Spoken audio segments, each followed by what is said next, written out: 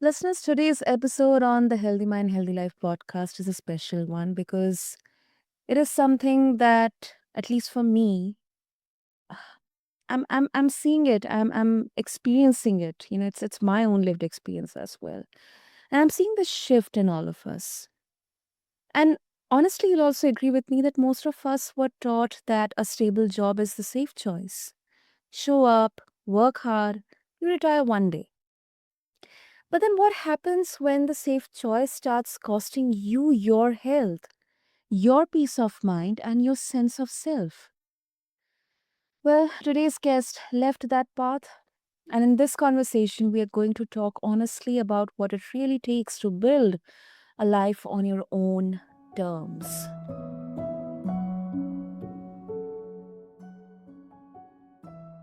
Welcome back to Healthy Mind, Healthy Life. I am Sana, and this is the space where we make mental health practical and human.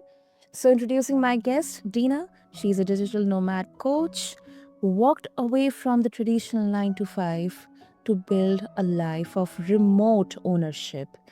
And she now helps others to do the same. So, we are talking about the mental shift behind that decision, the pressure most people don't see, and then how to choose a life that actually fits you without burning out trying to design it. So let's get started. And Dina, welcome to the show. It's an absolute honor having you here. It's amazing. Thank you so much for having me. I'm really looking forward to this podcast. Absolutely, Dina. Absolutely. Personally, for me as well, because I'm very sure so many of the parts of the conversation I'm going to kind of connect my own experiences with that. But Okay. before that, Dina, I want to kind of start small. So, what did a normal, like a weekday, a work day look like back for you in your 9 to 5 days? And what does now that normal day look like for you? Well, to be honest, when I was working in the 9 to 5, it was actually probably 9 till midnight. I was working for too many hours, way too many hours. And I was feeling really burnt out, really frustrated. The job wasn't aligned to my values. So I felt like there was a bit of a struggle there because I didn't feel like I was fitting in. I didn't feel like the job was what my soul wanted to be doing. So yeah, I was like crying nearly every day after the day because I was so burnt out. Hmm. And now, how does it look like for you, Dina? Now, I mean, it's obviously ongoing and you do have to put a lot of work into running your own business. But now I probably work for maybe 4 or 5 hours a day and I can work from any country in the world. Mm. I can travel, I can spend more time with my family and friends, and I can decide when I want to work. All I have to do is tell my clients I'm working between this hour, these hours, and this hour. Would that work for you? They say yes, and then we book in a call. So yeah, I probably work like 4 or 5 hours a day, which is amazing. I'm really happy to hear that, Dina. Really happy. And in many ways, I can connect with that. First of all, what I absolutely appreciate and I'm really grateful is for the flexibility because there can be many definitions of flexibility. It will be different for different people, but considering the life, the situation right now, the scenarios in my life, I think that flexibility for me was a necessity. And Yes. I had to make a really conscious decision 2, 3 years back. And many a times, this is something that may not translate in the same way across different generations. So I think for me, I'm a big proponent of that. However, it can sometimes be a bit challenging to convince, your family members or, people coming from a very different set of ideas when it comes Yeah. that 9 to 5, especially this argument that a 9 to 5 or the office or the workplace, it's better than remote because you socialize and you make better connections. But there can be a different set of arguments to that as well. I mean, I've seen exceptions as well. We'll definitely come to that, Dina, but really appreciate of you sharing that. Okay, let's get to the misconception. So, Okay, sounds good. Dina, people imagine it's mostly about beaches, laptops, and freedom. Um, Now, what we started with from the inside, what do you think is the part of this journey that almost nobody wants to talk, or maybe nobody talks about it honestly? So the thing that people don't talk about honestly is they fast forward to the beaches, to the freedom, to the laptop lifestyle. But what comes with that is discipline. You need to be disciplined. You need to be able to create your own container. So then you are actually doing the work while you travel. And you need to have that discipline so you're balanced, so you can still enjoy your life while still working. So if you're working too hard all the time, you're just going to get yourself burnt out and it'll feel just as bad as a 9 to 5 job. But then if you're traveling all the time, you won't have enough money to fund your travels, to fund that flexibility, to fund that time with your family and friends. So you need to have discipline for both. Absolutely, absolutely. It's like, the glorified version is shown, but behind that there are many aspects in there. And I think that is something it's important to name. The freedom is real, but then so the work underneath it is. I mean, people deserve the full picture, not just the highlights. Totally, I agree. Okay, Adina, if I once again go back to your transition, what was the hardest version of this, transition, or maybe the misconception around remote work for you personally, especially in the early days? Probably around mindset. So just believing in yourself enough to leave the 9 to 5. Luckily for me, I had a bit of a push. My boss came up to me one day and just said, "Dina, this job isn't right for you. It's not. You're not happy here." And I was just like, "Yeah." I just didn't know what to say. I was like, "I'm gonna lose my job. This is awful." And then he was just like, "Dina, you should look into coaching. I think you would be a really good coach, and you should read the 4 Hour Work Week." And I was like, "Oh my God, that sounds great." So when I left my 9 to 5, I had a bit of direction, and a lot of people don't have direction. So that would be my number one. Have a clear path. Maybe speak to a coach, a mentor, a friend, uh, like someone that inspires you, and then get that direction. But then after the direction, Mm, it's as I mentioned, creating that discipline, that's very difficult because especially if you're like me, very creative, very like free spirited, you you kind of like forget that you need to focus every day on building your dream. So I would say what people should know is have direction because direction is how you start moving forward, but then have discipline so you work a little bit on your business every day. mm, mm. And then direction gives you that clarity and Yeah. gives you that full picture that what you need to be prepared for. Yes. Mm. And Dina, you mentioned about the mindset, and I think Yes. this is where most people get stuck. So even if you you felt that this is not what you are doing, it's not it's not aligned fully to your values, and secondly, you had your conversation with your boss. Now, uh, apart from that, what were the beliefs you had to actually unlearn before you could build something different? Something that you believed initially to be true, but then when you started transitioning, it kind of, you had to unlearn many things. Yeah. So one of the beliefs that I has had growing up, because I'm from a background of doctors, lecturers, and business owners. So everyone in my family is like really smart, and I always thought that I wasn't as smart as them. So when I was starting at my business, that came up a lot where I was like, "Oh no, am I going to be able to do this? Am I smart enough? Am I too young?" That was another one as well because I started when I was like 23, 24. Um, and so I had to just break those limiting beliefs, and I had a coach to help me do that. And I had to just believe in myself. Yes, I am smart enough. Yes, I am worthy of this. Yes, I am on this path of business, and I want to build something that really helps people.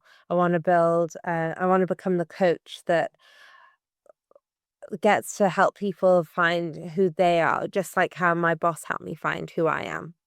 Mhm. And so you just kind of have to keep believing yourself, even if you keep telling yourself these lies. They are lies because we are all born a blank slate. We all have our gifts and creativity, and we're all smart in our own ways. So just taking time to go through that and realize I am worthy, I am enough is what you need. And day by day, you start becoming the person that you're supposed to be. Hmm. No, I agree. I agree with you. I agree with you. And so much of this work, it isn't just about um, strategy first. You mentioned about your family and the different roles they have been into. And I think it's about untangling the story that we have been carrying about what success and security are supposed to look like. Because if I put this into my context as well, I come from a family, which has been like, knee deep into to the to that working 9 to 5, Yeah. salaried class, the employee. Yes. That culture has been deep rooted in there, and anything anything outside of that circle looks like a huge risk. It's a huge risk. Secondly, one thing comes to my mind is, now I took a decision at a point of life where, yes, I am in a caregiving role, and to a huge extent, I'm kind of financially also contributing. Now, for many people out there, they may feel, and very very crucial circumstances, very real circumstances, that they either have to travel a lot from their residential locations to their workplaces. They may Yeah. decide to shift because they may not be able to spend that much amount of time in traveling. In my city, it takes around 1.5 hours for traveling, just Oh god. something which is actually actually, it should ideally take 30-45 minutes. That's it.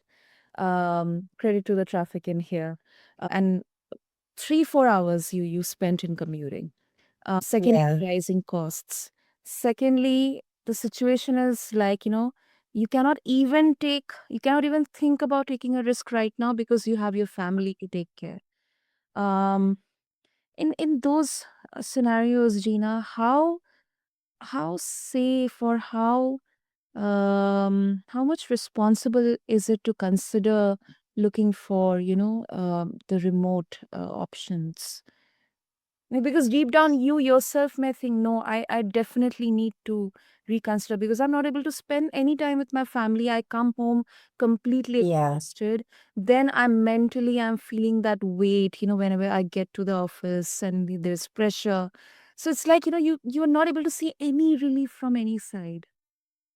Yeah, totally. I totally understand. And that commute is so awful. I mean, an hour and a half to get to work, to spend, 8, 9 hours in work, sometimes even 11 hours in work, and then an hour and a half to come back home. You don't have any time for your family. You don't have any time to do the things that you enjoy, any hobbies, anything like that. So, for a lot of people since COVID, they've realized that they can work remotely. So it's like a growing community where people are just like, I don't want to work in an office. I don't want to have to commute. I want to be able to focus on the things that I love, as well as making an income so I can support my family and support my lifestyle. Um, I think a lot of people, they want remote jobs, but remote jobs are kind of, they can be quite difficult to get because so many people want them. Mm. And they also, a lot of remote jobs, especially in the Western world, they say, oh, you have to work in the country that Hmm. that the office, the main head office is. So they can't necessarily travel the world, and they don't get to, a lot of remote workers don't get to fulfill their dreams of being able to travel while they work. So a lot of people that I help, they've kind of, they've either tried remote or they've experienced remote in COVID. And yeah, they uh come to me and say, what's next? Like, how can I work remotely? I'm committed to living my dreams. And so I help them start up businesses, usually high ticket businesses. Mm. So then clients are paying like a minimum of $1,000 per month per client. Say you get 4 or 5 clients, you're making $4,000 to $5,000 per month. And yeah, that's kind of what I help people do now. So they can work remotely, they can work from anywhere in the world, and they have that freedom knowing that their income is theirs. There aren't like rules attached to how they can earn money. Hmm. It also depends on the experiences at which stage of life you are. In my generations, I'm seeing now a lot of people, they are transitioning into either freelancing or project-based roles, Yeah. high ticket, because then they have a very focused set of clients to take care of. And these are high tickets. And, the real value of their expertise, skills, and experiences are actually accounted for. At the same time, we already are seeing how internet is actually helping in wealth creation. Many of the Yes. the younger generation people, they are not even I mean, and I'm not putting this in a bad light, but it's more of a very, very interesting shift that I'm seeing, in the younger generations, where they're actually making their careers in the creative fields remotely. You have video editing, you have, designing, product designing, tech roles. So I think the future actually um, it may shift more towards the remote, the gig working part, where actually sitting in a country like India, you can actually work for different clients out there in different countries. I think that's the good side of internet, which I really, really appreciate. Yeah, yeah, definitely. And it does help globalization. It does get other countries familiar with other countries. So it creates this economy where everyone is getting something. Mm. It's really great. And they're getting paid, good Western wages, which is amazing. So it's a way for money to spread and freedom to take people to the next level in their life and live their dream. Mm. Mm. Absolutely. Absolutely. Also, since you are helping people out there to figure this out in a better way and in a sustainable way, because freedom can also become something that you kind of touched upon. It become its own kind of burnout if we are not careful. Those boundaries or those time set. Yeah. How do you stay grounded mentally and emotionally when your life and your work, they no longer have, you know, those hard edges between them? He's So I am fortunate enough not to have to wake up to an alarm clock. Wow. That's a big one for me because I love my sleep and I find it really hard to get up in the morning. Um, I can go to the gym whenever I want or whenever I have time, which is great. I can organize my day depending on my client. So when I have client calls, and I can decide whether I want to do admin in the morning or in the evening or between calls.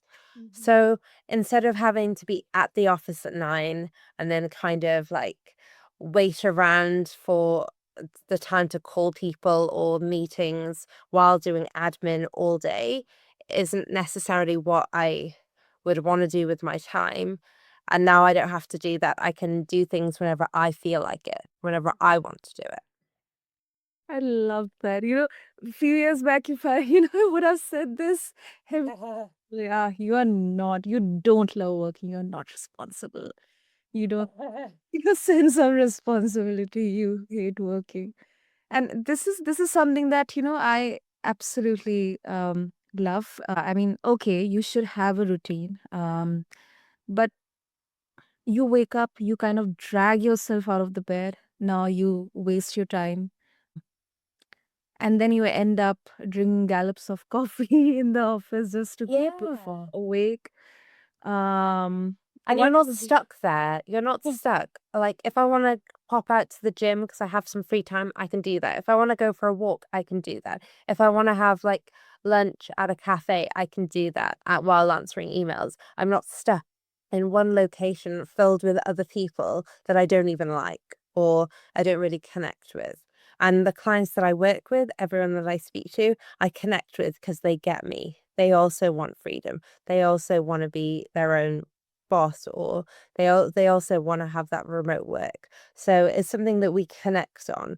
While when I was working in an office, I was with, you know, some really big personalities that thought they were amazing at sales. And I was just like, you are not my people.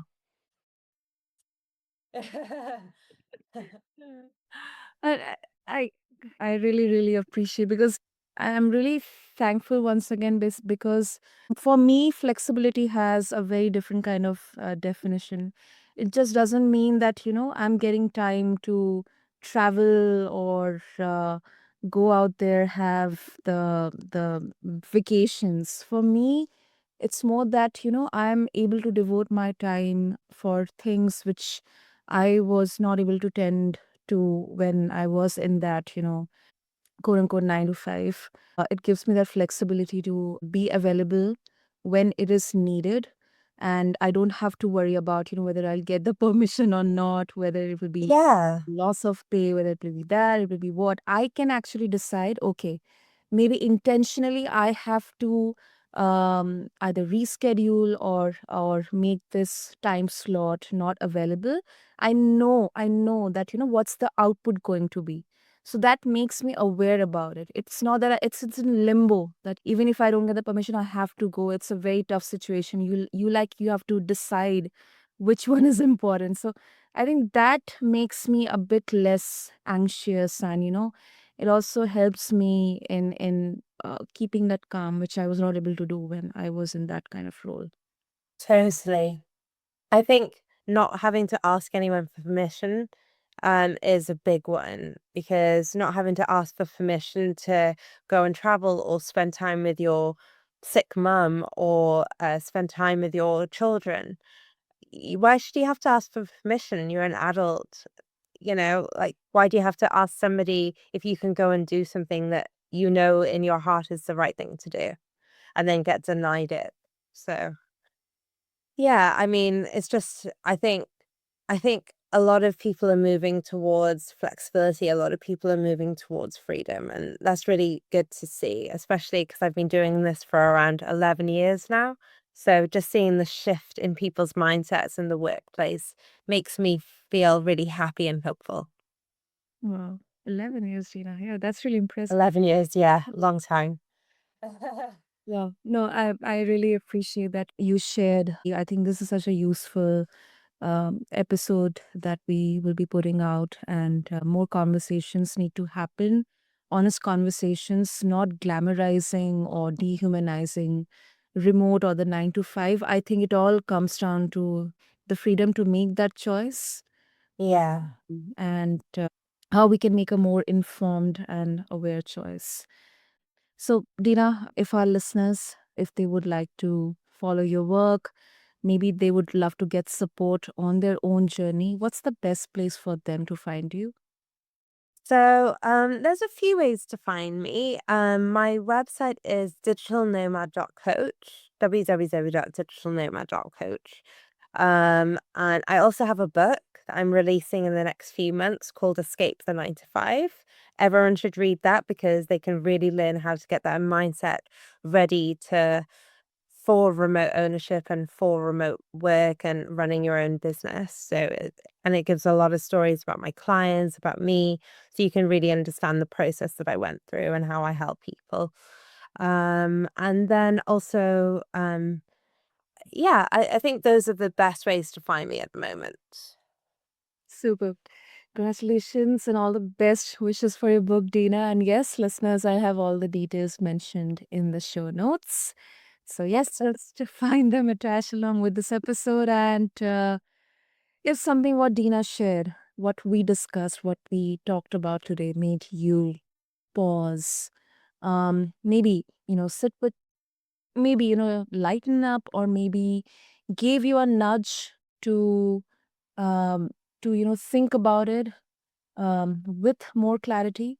Do sit with that for a moment, for a minute before you move on to the next thing. Because maybe the question for you isn't, should I quit my job? But maybe it's, what kind of life am I actually trying to build? And is the one I'm moving me toward it? So, yes, take care of self.